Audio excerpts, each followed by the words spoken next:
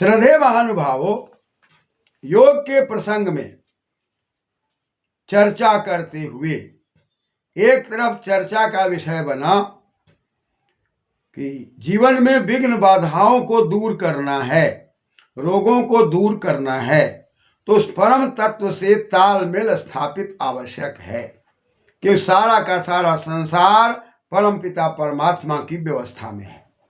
हम यदि मनमाना करके परमात्मा की व्यवस्था का उल्लंघन करते हैं तो हम नाना प्रकार की व्याधियों से जुड़ते हैं और नाना प्रकार के विघ्न बाधाओं से जुड़ते हैं।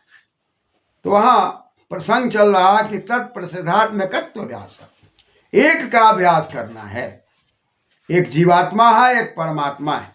जीवात्मा को परमात्मा का अभ्यास करना है, ओम का जप करना है। साथ ही साथ व्यवहारिक दुनिया में, समाज में चलने में हमें कभी कभी तनाव की ओर भी जाना पड़ता है, अतः तनाव से बचना है।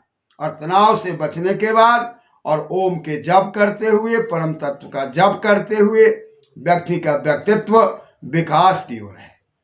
विद्या के क्षेत्र में, धन के क्षेत्र में, वैभव के क्षेत्र में, बल के क्षेत्र में व्यक्ति का व्यक्तित्व संवर्धित होता चला जाएगा। उसमें व्यवहार कैसा हो, तो साफ साफ बात कही जा रही है कि हम दुखी को देखते हैं, उस पर व्यंग ना करें, अपमान ना करें, टीका टिप्पणी ना करें, उसके साथ करुणा की भावना रखें, दया की भावना रखें, सहानुभूति की भावना रखें। चाहे वो घर का विषय हो या समाज का विषय हो या बाहर का विषय हो, हम उसको सहानुभूति पूर्वक व्यवहार में लाएं। साथ ही साथ सुखी संपन्न व्यक्ति है जो सही दिशा में वेदादि शास्त्रों के आधार पर चलकर अपने जीवन को बढ़िया बनाए हुए है, स्वास्थ्य को बढ़िया बनाए हुए है। ऐसे व्यक्ति के व्यक्तित्व के साथ भी हम व्यंग्यात्मक प्रयोग ना करके उसके साथ मित्रता की भावना रखें। और कुछ ऐसे लोग भी हैं जो पुण्यात्मा हैं, जो रात दिन वेद आदि शास्त्रों से चिंतन मनन करके, योगाभ्यास करके अपने भी जीवन को कल्याण में लगाए हुए हैं, दूसरे के जीवन को भी कल्याण में लगाए हुए हैं और सामाजिक उन्नति करने के लिए हमेशा तत्पर है। और वो शिक्षा की उन्नति, विद्या, धन, वैभव की उन्नति में एक दूसरे के सहयोग में लगे हुए हैं। ऐसी पुण्य आत्मा को देखकर हमारे आपके मन में मोद की भावना हो।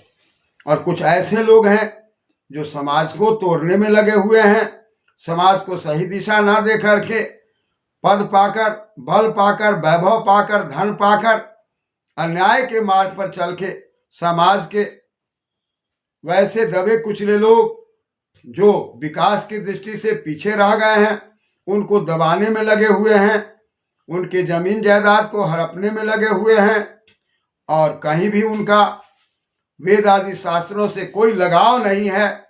ऐसे व्यक्तित्व के प्रति उपेक्षा की भावना रखकर आगे बढ़ने की बातें कही गई।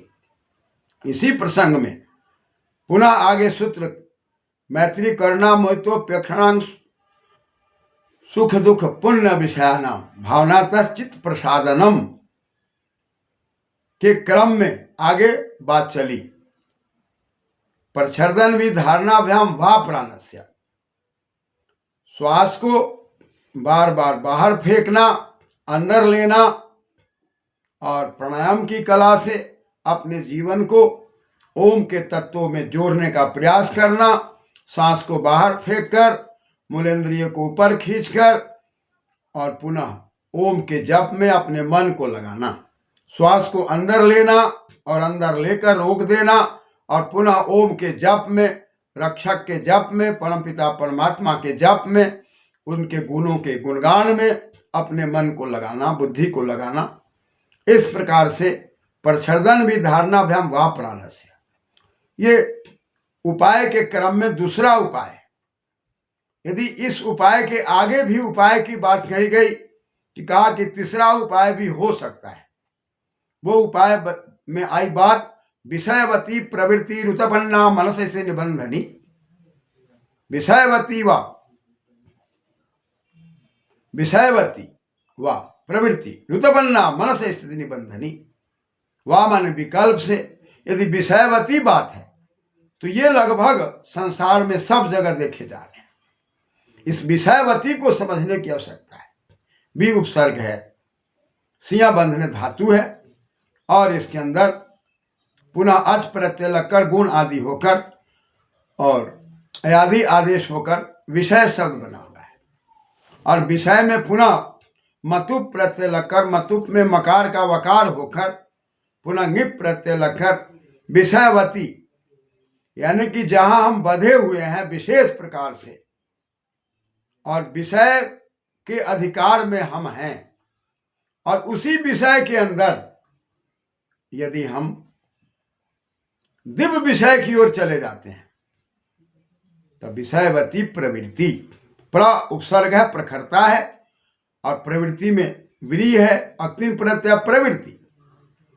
हमारा जो व्यवहार है, हमारा जो स्वभाव है, हमारा जो आचरण है वो विषयवती है, प्रवृत्ति उसी में है। वाह माने विकल्प से एक पक्ष में ऐसा भी हो सकता है कि हम विषय में हैं और विषयवती प्रवृत्ति उत्पन्ना, उत्कृष्ट रूप से पन व्यवहार, हमारा व्यवहार जो है विषय वही हो गया है, विषय से युक्त हो गया है।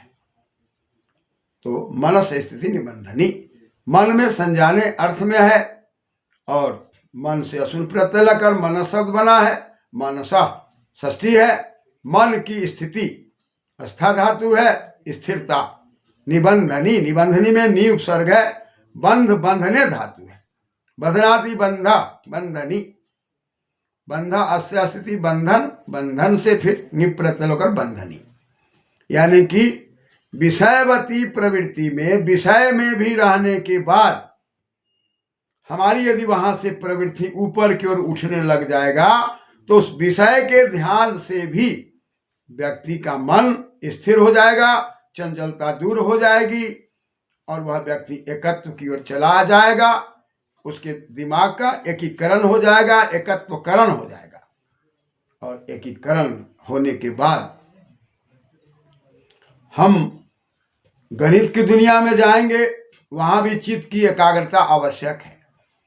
साइंस की दुनिया में जाएंगे, वहां भी चित्त की एकाग्रता आवश्यक है। घर परिवार को चलाने की बात कहेंगे, वहां भी चित्त की एकाग्रता आवश्यक है। हम किसी से बातचीत करते हैं, वहां भी चित्त की एकाग्रता आवश्यक है। हम मार्ग पर चलते हैं और किसी सवारी से चल रहे हैं, वहां भी चित्त की एकाग्रता आवश्यक है। अतः चाहे हम योग के मार्ग पर चलते हो, चाहे समाज के मार्ग पर चलते हो, चाहे परिवार को बढ़िया बनाना चाहते हो या विद्यार्थी को बढ़िया बनाना चाहते हो, चित्त की एकाग्रता हर जगह आवश्यक है। इसलिए सूत्र में साफ कहा जा रहा है कि चाहे जो उपाय आपको हो, लेकिन आपको चित्त को एकाग्र करना ही होगा। चित्त को यदि आप एकाग्र नहीं करते हैं तो जीवन के अंदर विकास के क्षेत्र में हम विकसित नहीं हो पाएंगे। इसलिए विषयवती बात आ रही है। और विषय क्या है भाई?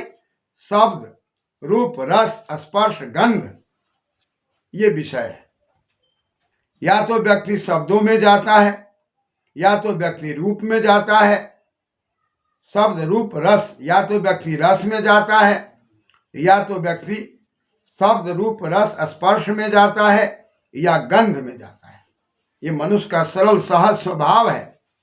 आत्मा के अंदर सरल सहज स्वभाव है कि वह जब अपने शरीर से जुड़ेगा तब वह ये 5 विषयों की ओर जाएगा, और 5 विषयों की ओर जाएगा तो उस विषय को समझना पड़ेगा, और विषय को समझ करके पुनः उससे आगे बढ़ने की बात आएगी तो मन हमारा आपका रुक जाएगा, और मन के रुकते ही पठन पाठन में गति आ जाएगी, क्रियाकलाप में गति आ जाएगी। हम जीवन के कोई भी कार्य अच्छा करते हो, उस कार्य में यदि चित्त की एकाग्रता नहीं है तो हम सफल नहीं होंगे। इसलिए आगे बढ़ने के लिए, विकसित होने के लिए हमें शब्द पर विचार करना होगा, और शब्द जो है अपने में परम तत्व है। और कहा कि भाई अनादि निधिरंग ब्रह्म शब्द तत्वम रक्षरम विवर्तते अर्थ भावेन प्रक्रिया जगत। अनादि अनंत वह शब्द की शक्ति है। शब्दार्थ संबंध नित्यम, शब्द अर्थ का संबंध नित्य है। शब्द है तो अर्थ है, अर्थ है तो शब्द है। हम अपने भावों को व्यक्त करेंगे अर्थ में, अर्थ को व्यक्त करेंगे शब्द में, और शब्द अर्थ का संबंध नित्य महाभाष्य में बताया गया है या शास्त्रों में बात कही गई है। अतः शब्द और अर्थ के बगैर तो हम कोई भी व्यवहार नहीं कर सकते। इसलिए वह कनति कंठा, जहाँ से ध्वनि निकलती है उसको कंठ कहते हैं, कौस्था कंठा, वहाँ से शब्द की ध्वनि जो निकलती है। आकाश देश शब्द, शब्द का देश स्थान आकाश है और कंठ से ध्वनित होती है। और आकाश वायु प्रभाव, वायु का प्रभाव होता है और वहाँ से शब्द की जो ध्वनि सुनाई पड़ती है उस कंठ के अंदर हमें आँखों को बंद करने के बाद ही अंतर्मुखी हो सकते हैं। इसलिए शब्द का श्रवण या शब्द के मनन चिंतन में, शब्द के ध्यान में हमें कंठस्थ, कंठ की ओर जाना पड़ता है शब्द। और इसी क्रम में जब हम आगे बढ़ते हैं तब पुनः हमारा कुछ दिनों तक ध्यान कंठ के माध्यम से अंतर्मुखी होकर के शब्द के आलोक में जब आता है, शब्द की ध्वनि जब सुनाई पड़ती है, तब हम दिव्य शब्द में आते हैं। एक समानता शब्द है, जिस शब्द के अंदर हलचल पैदा होता है, जिस शब्द के अंदर विकार पैदा होता है, जिस शब्द के अंदर राग द्वेष पैदा होता है, और एक ऐसा शब्द है जिस शब्द के अंदर आनंद पैदा होता है, जिस शब्द के माध्यम से हम एक दूसरे से व्यवहार करके मधुर संबंध बनाते हैं। और वही शब्द विकृत होकर के हमारे जीवन की प्रकृति को हटा देता है। इससे ऊपर उठने के लिए हमें कंठस्थ, कंठ पर ध्यान करना होता है और वहाँ पर दिव्य शब्द का स्वरूप जब सामने आता है तो व्यक्ति का व्यक्तित्व एकाग्रचित हो जाता है और मन सुख शांति की ओर जाने लगता है क्रमशः।